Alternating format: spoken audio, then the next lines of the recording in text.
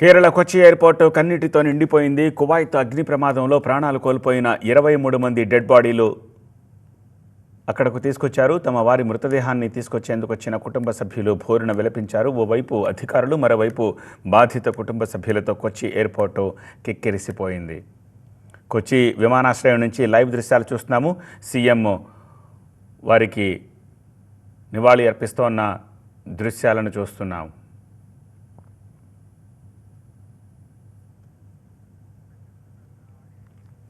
Kuwait అగ్ని ప్రమాదం తీవ్ర విషాదాన్ని నింపింది. 2 రోజుల క్రితం అక్కడ జరిగిన అగ్ని ప్రమాదంలో 49 మంది ప్రాణాలు కోల్పోయారు. అందులో 45 మంది భారతీయులు ఉన్నారు. అందులో కేరళకు చెందిన వారే 23 మంది ఉన్నారు. తమిళనాడుకు చెందిన 7, 3 ఆంధ్ర వాసులు ప్రాణాలు కోల్పోయారు. సో ప్రత్యేక విమానంలో కొచ్చికి ఈ మృతదేహాలన్నీ వచ్చాయి. ముఖ్యమంత్రి ఎయిర్పోర్ట్కి వెళ్ళి వాళ్ళందరికీ నివాళి అర్పిస్తున్న దృశ్యాలను చూస్తున్నాము.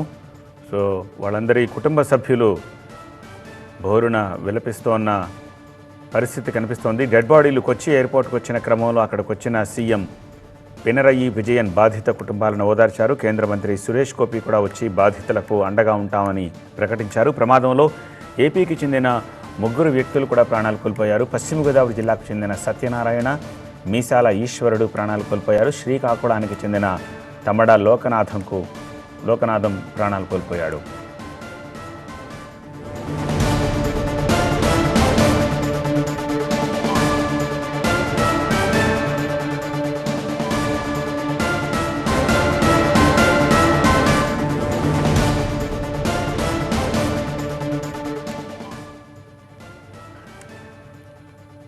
కువైట్ అగ్ని ప్రమాదం తీవ్ర విషాదాన్ని నింపింది. కేరళ కొచ్చి ఎయిర్పోర్టు కన్నీటి సంద్రమైంది. కువైట్ అగ్ని ప్రమాదంలో ప్రాణాలు కోల్పోయిన 23 మంది డెడ్ బాడీల్ని తీసుకొచ్చారు. తమ వారి మృతదేహాన్ని తీసుకొచ్చేందుకు వచ్చిన కుటుంబ సభ్యులు భోరున విలపించారు.